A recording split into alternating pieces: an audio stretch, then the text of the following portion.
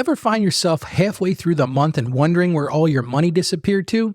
You're not alone, folks. I've been there and I've done that.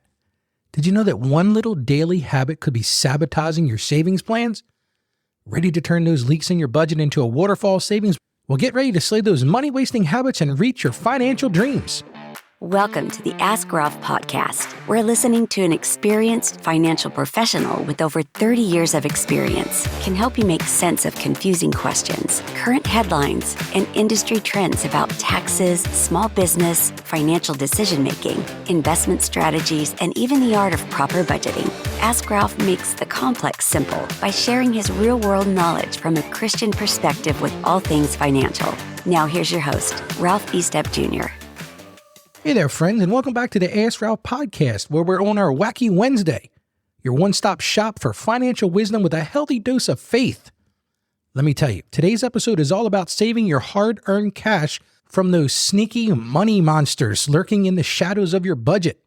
Now listen, before I forget, subscribe to our show and join our email list at AskRalphPodcast.com so you don't miss tomorrow's show when we discuss simpler IRS notices. That's one you don't want to miss, folks.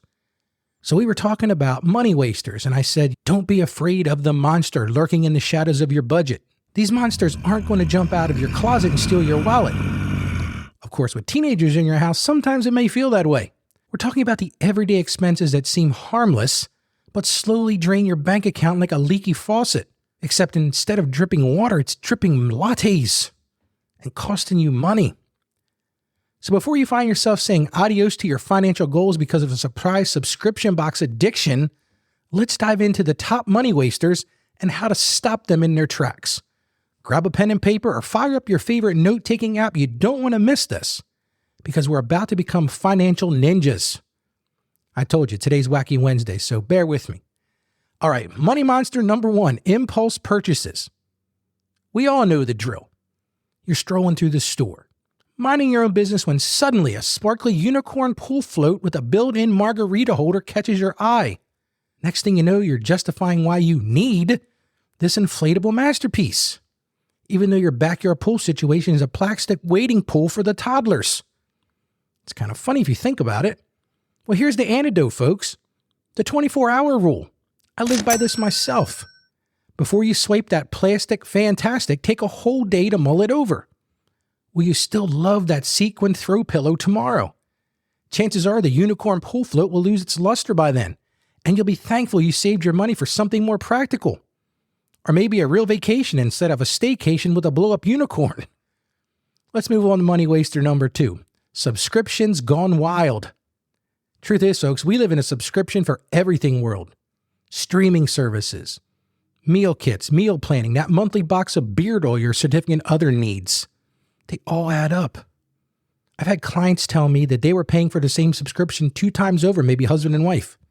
Well, how do you fix that? You do what I call a ruthless audit of your subscriptions.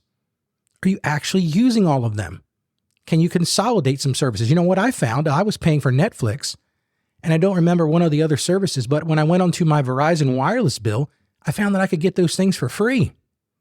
Remember, you can always cancel and resubscribe later if something truly sparks joy. Speaking of joy, let's not forget money monster number 3, keeping up with the Joneses. Social media paints a picture of everyone living their best, most expensive lives. Hey, if you're scrolling through TikTok or scrolling through Facebook or Instagram, you'll see everybody's got something you got to have. Well, don't fall prey to that comparison trap. You have to focus on your own financial goals and what truly brings you fulfillment, not the latest gadget your neighbor just flaunted online.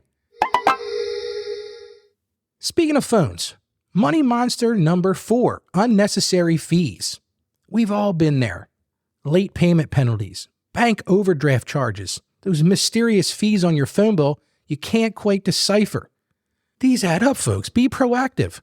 Set up automatic payments for your bills. Monitor your account activity regularly, and don't be afraid to call service providers and negotiate those pesky fees. If you don't ask for a reduction in fees, you're never going to get it. You might be surprised at what you can save with a little phone call. I mentioned this a couple days ago, I think. We have Sirius XM in one of our vehicles. I just let the thing expire because now I know when I call in, I'll be able to negotiate a fantastic deal. Now, here's one that might hit close to home for all of you coffee aficionados. Money Monster number 5, the daily latte habit. Now, I'm not a coffee drinker, so this one is difficult for me. I get to my office in the morning before I do my recording, and I have a hot tea, but I've never been one to frequent the latte places. Now, listen, there's nothing wrong with treating yourself occasionally, but that $5 latte every single morning can put a serious dent in your budget. Think about that. It adds up. Try brewing coffee at home and bring a thermos to work. You'll save money and maybe even impress your coworkers with your barista skills, or at least your commitment to financial responsibility. You don't have to have that Starbucks cup sitting on your desk. Finally, let's talk about Money Monster number 6. I'm not crying. Emotional spending. And I think we've all been guilty of this. There have been times in my life when I've been going through a tough time and I pop on to Amazon or Walmart or Target or one of those places and do some retail therapy. And it might feel good in the moment, but it's not a sustainable way to manage your finances. If you're feeling stressed, anxious, or bored, find healthy coping mechanisms that don't involve swiping your credit card. Well, what are those, Ralph? Take a walk. Call a friend. Call your mom or dad. Call an aunt or sister or brother. Or channel your inner artist with some free adult coloring pages. My wife loves to do adult coloring books. Because let's face it, adulting is stressful. I remember being a kid, I couldn't wait to become an adult. Man, I would love to go back and be a kid again. And have a care in the world. All right, friends, let's turn this financial knowledge into action. I always like to give you action steps and some practical things you can do. So here are some practical steps you can take right now to slay those money monsters and become a financial ninja. It's got a cool ring to it, doesn't it? Number 1, I mentioned this in my book, Mastering Your Finances, which you can find on AskRalphPodcast.com/store. It's a 47-page, life-changing financial book. Track your spending. Awareness is the key. For a month or 45 days, track where every single penny goes. There are plenty of free budgeting apps available, or you can create a simple spreadsheet. Seeing your spending habits laid bare can be eye-opening, can be scary, it can be difficult. You're opening it up. You might be surprised how much you're spending on seemingly insignificant things like daily snacks or eating out for lunch. Listen, I had a client a few years ago. They came in for financial counseling. That's something I do offer clients. If you're interested, you can book a session with me. Anyway, they came in, they sat down with me and they said, Ralph, we don't understand where our money goes. Now, these two people were making well over $300,000 between the two of them. So they were by no means just scraping by the top, but they said, listen, we never have any money at the end of the month. I said, well, here's the easy thing that you can do. For the next 30 days, I want each of you to write down every single dollar you spend. And they looked at me like, oh, well, that's going to be pretty easy, Ralph. That sounds great. So I encouraged them to write it down, every single dollar. Well, they came back about 45 days later. We had our follow-up meeting. And they had made all kinds of lists and, here's what we spent on this and here's what we spent on that. I got to the bottom and I saw ATM withdrawals. And I said, okay, well, what's this? And they said, oh, that's the ATM. We go there, we need money for certain things. I said, okay, well, it looks like you spent $3,000 at the ATM machine in the last 30 days. Dead silence. And I said to them, okay, well, where did that money go? Well, that's our fund money. I said, what do you mean that's your fund money? Oh, well, that's kind of, if I need to get something, I hit the ATM machine or, I can't remember the couple's name to be honest. Well, let's say Joe. Joe hits the ATM machine. I said, oh, where does that money go? Well, I might buy lunch or I might buy this, I might buy that. And I said, do you understand what you just told me? You deduct $3,000 from your monthly budget in ATM transactions. That's $36,000 in a year of unaccountable spending. Where does that money go? Well, that's none of your business, Ralph. I said, that's fine. Doesn't need to be my business, but it needs to be your business. If you want to fix your financial situation, you got to start being honest with yourself. And the truth is, I never saw those people again. So my goal was to track their spending and make them aware, but they didn't want to know about that awareness. So let's move on to the second action item, and that's embrace the power of no. This one might sound simple, but it's surprisingly difficult. You need to learn to politely decline impulse purchases. Remember, a polite no thank you is way cheaper than buyer's remorse or that credit card balance that keeps going up or the interest that you're going to pay. So you got to embrace the power of no. Another action item, become a savvy shopper. It's so easy to just click on buy when you're doing your online shopping or when you're in the store. But have you done any research? Are there any coupons or promo codes available? Could you find a similar item for less at a discount store? Is there a used version available in the Marketplace app? If you're not taking the time, this goes along with the 24-hour rule as well. Become savvy. Do some research. Do you really need it? Or at least look online. Are there coupon codes? One of the things that I use is a product called Vistaprint.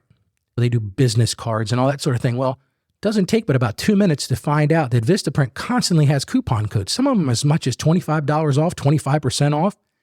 And I'm not promoting Vistaprint, but hey, look around and see if there are any coupon codes out there. Another action step, embrace the do-it-yourself life. Now listen, I have said many times, I am not mechanically inclined. So be very cautious on this one. But if you are mechanically inclined or you can find ways to do things yourself, by all means, do them yourself.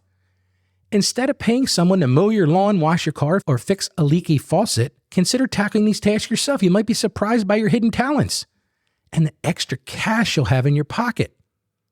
Another action item is entertainment on a budget. You don't have to be a hermit to save money on entertainment.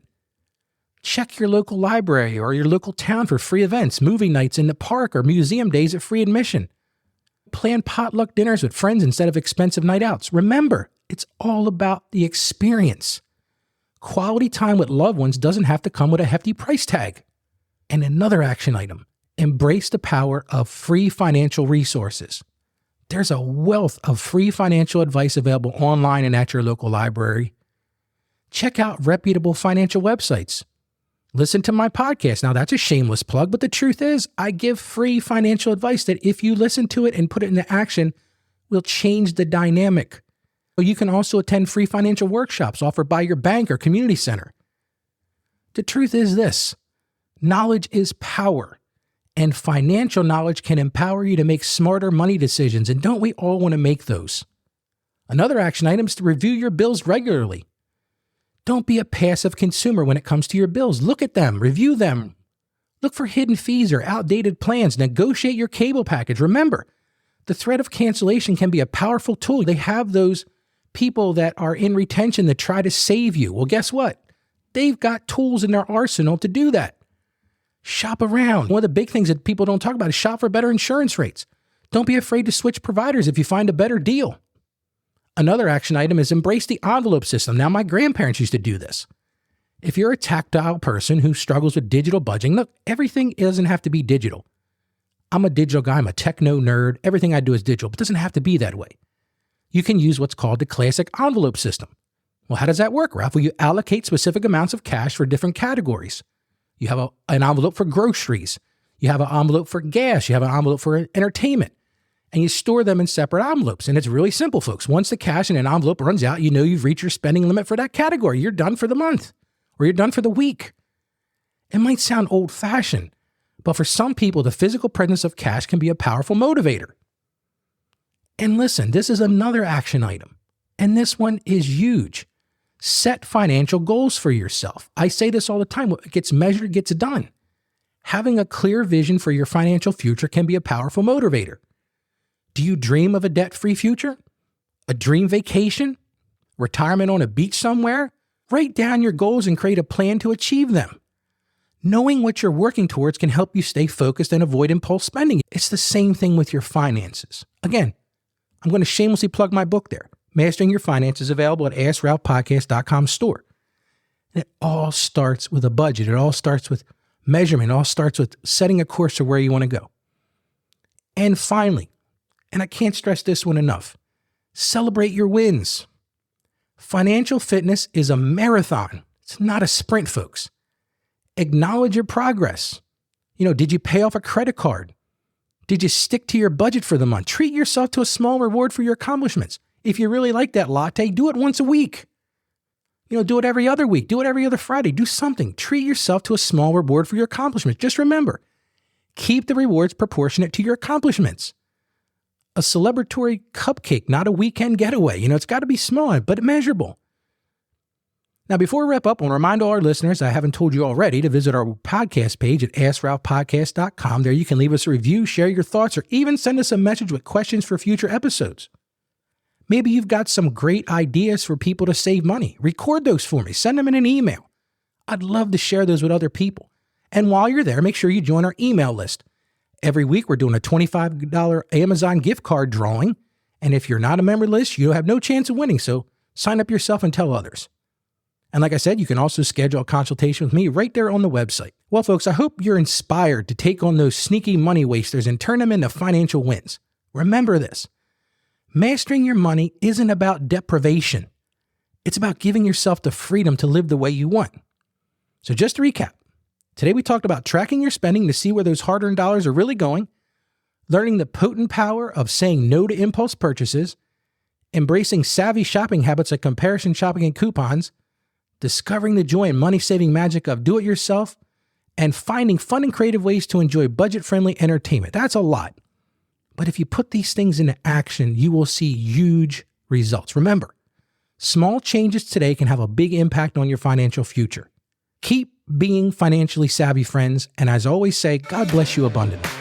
Thank you for joining us on the Ask Ralph podcast. And with a simple click to subscribe, we'll invite you back to our next episode. And remember, financial issues don't have to be complicated.